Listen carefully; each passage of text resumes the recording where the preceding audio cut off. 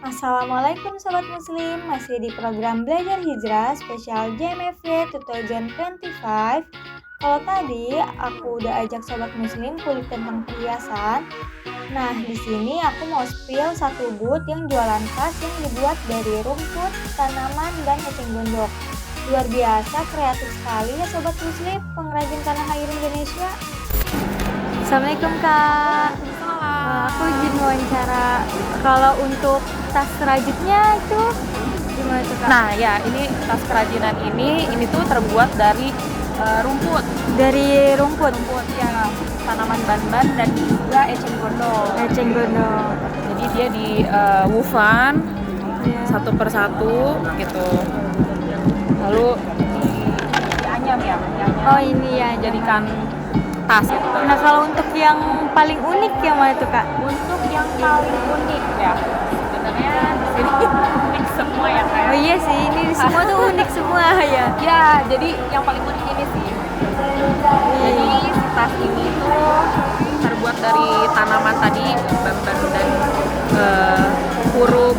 ban-ban, kurun dan eceng gondok. Nah biasanya warga Kalimantan Selatan itu menjadikan ini tuh untuk ini nangkap ikan. Oh nangkep ikan pakai ini. Oh Gitu. Tapi sekarang kita modifikasi menjadi tas juga. Oh iya, multifungsi lah ya. Nah kalau untuk harga tasnya itu yang paling mahal berapa tuh Kak? Kalau boleh tahu? Harga tas start dari 300.000. 300 Ya, 300 sampai 500. Kalau 300 ribu ya. yang ini yang besar berapa tuh Kak? Ini kecil sih. Ini yang ini? Oh yang besar ini Iya. 500 ribu. Oh 500-nya yang ini. Kalau untuk yang termurah gitu yang mana tuh Kak? Yang termurah ini ada Yang sesuai kantong. harganya sebenarnya Oh ada yang buat naruh handphone juga ya Kak? Iya. Nih. Ini kombinasi anyaman dan kulit. Ini kulitnya kulit asli. Kulit asli. Iya. Harganya di 250 sampai 300 juga. 250 sampai 300. Oke. Keunggulannya tuh apa aja sih Kak dari ini? Keunggulannya pasti ya, nanti yang namanya handmade pasti nggak akan ada yang Iya. sama ya. Iya. Segala tekstur dan finingannya, terus warnanya juga karena dia natural dan alam. Jadi lama kan dia kayaknya tua gitu warnanya. Dari muda ke tua. Ya. Makasih banyak ya Kak. Makasih Kak. Masya Allah Sobat Muslim. Sobat Muslim, udah pernah dengar istilah sustainable fashion belum? Emang terasa awam ya di telinga kita, tapi sebenarnya kampanye sustainable fashion udah berjalan hampir 10 tahun terakhir loh. Tahu nggak Sobat Muslim? Dilansir dari berbagai sumber, industri fashion dunia menjadi penyumbang utama kerusakan bumi yang cukup besar loh. Hampir setiap tahun, industri fashion memberi dampak 20% limbah air dan 10% emisi karbon dioksida. Fakta lainnya, dari hasil penelitian Zero Waste tercatat sampah tekstil di Indonesia bisa mencapai 92 ton per harinya. Astagfirullahalazim.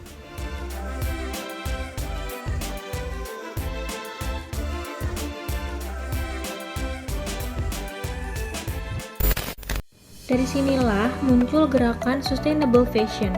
Tujuan utamanya menjaga bumi dari limbah pakaian, mengurangi dampak kerusakan pada lingkungan dengan menggunakan bahan yang ramah lingkungan, serta menciptakan pakaian yang sustainable atau upcycling fashion.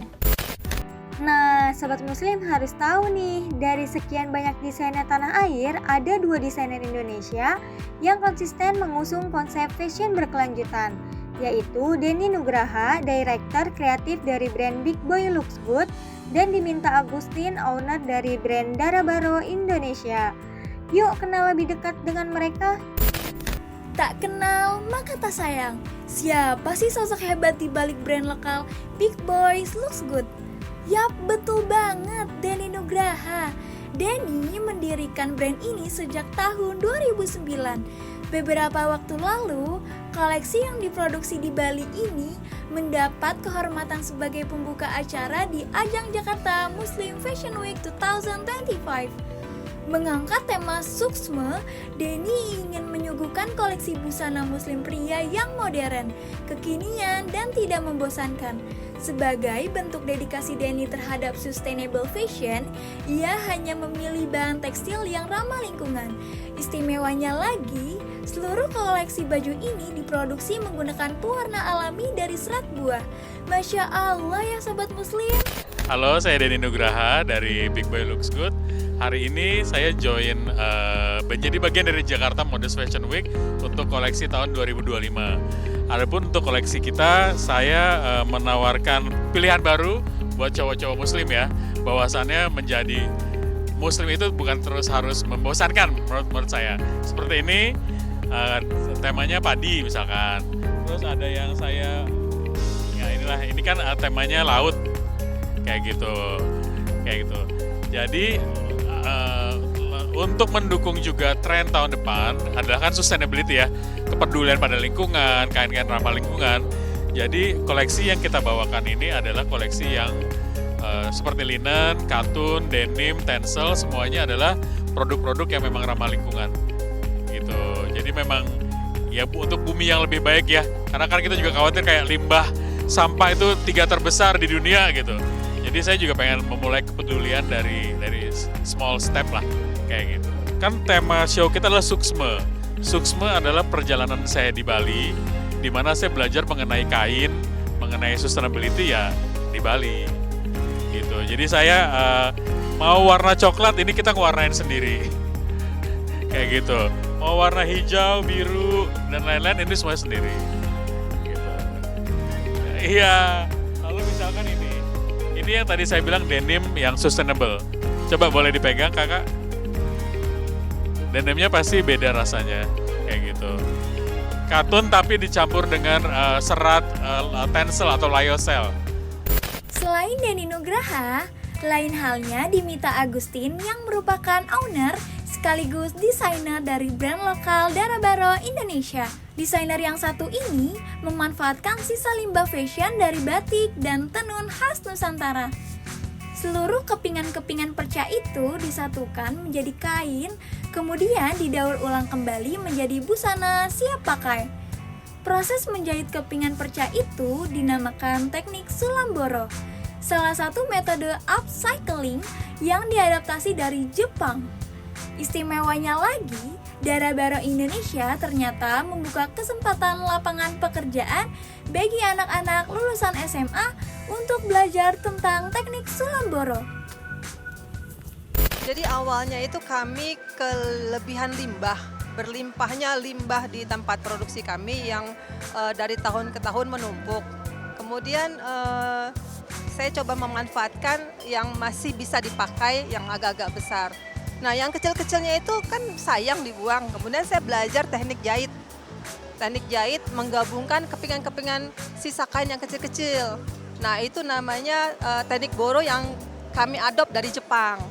Kemudian digabungkan satu demi satu, kepingan demi kepingan, akhirnya jadi selembar kain dan kemudian bisa dijadikan baju kembali. Jadi dalam rangka mengurangi limbah fashion, kemudian mendukung membuka lapangan kerja baru untuk adik-adik yang baru tamat sekolah. Long coat ini pembuatannya bisa 5 hari karena panjang dan membutuhkan limbah yang lumayan banyak. Pengerjaannya juga cukup lama. Ini kami lepas di harga 7,5 juta. Kesenangan tersendiri ya gitu. Jadi saya juga nggak nyangka, oh ini ternyata bisa ya dari limbah bisa menghasilkan produk yang unik, tahan lama, dan kemudian bisa membantu adik-adik di sekitar. Produk limbah ini bisa mendunia, kemudian bisa menyerap lebih banyak tenaga kerja, dan tentunya kita akan bebas dari limbah fashion. Sobat Muslim, kira-kira tahu nggak kenapa kita wajib ikut turun terlibat mengkampanyekan sustainable fashion? Ya benar banget, Allah memerintahkan kita untuk menjaga dan memanfaatkan alam dengan sebaik-baiknya. Hal ini tercantum dalam surat Al-A'raf ayat 56 yang berbunyi, "Dan janganlah kamu berbuat kerusakan di bumi setelah diciptakan dengan baik. Berdoalah kepadanya dengan rasa takut dan penuh harap. Sesungguhnya rahmat Allah sangat dekat kepada orang yang berbuat kebaikan." So, buat sobat muslim di rumah, yuk mulai sekarang kita terapin sustainable fashion dan bersama-sama menjaga lingkungan.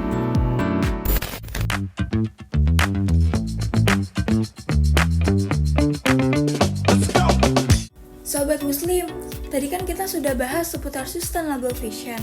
Nah, booth tekstil yang satu ini juga mengusung prinsip keberlanjutan loh. Setiap kain yang diproduksi sudah menggunakan bahan-bahan yang ramah lingkungan. Itulah sebabnya ada banyak brand fashion ternama yang bekerja sama dengan tempat ini. Yuk kita ngobrol langsung dengan Chief Marketing Officer Dia Tekstil, yaitu Adwil Yusuf. Yang paling best seller yang mana sih? Bisa ditunjukin nggak ke aku yang mana? Untuk kain best seller kita punya untuk yang polos kita ada anti UV namanya kain Adiba premium. Ya, untuk yang printing kita punya cherry. Ini kain cherry kita. Oke. Ini kain cherry dan desainnya signature premium, printingnya digital. Ya, ada juga dengan silk, paduan silk. Ya. Warnanya juga premium, bagus, ya, elegan, gitu. Dan ada juga kita punya tekstur yang jenis crepe, ya, namanya El Emira Crepe. Dan ini juga salah satu premium untuk Muslim fashion modest.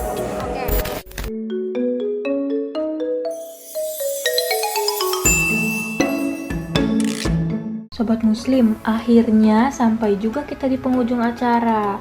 Tapi sebelum kita tutup, aku mau ajak keliling booth kuliner dulu nih. Ada yang lapar nggak?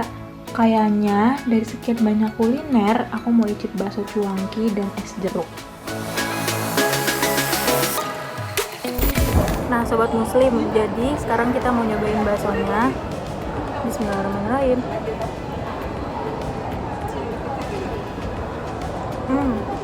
Baksonya lembut banget, berasa banget dagingnya, enak banget.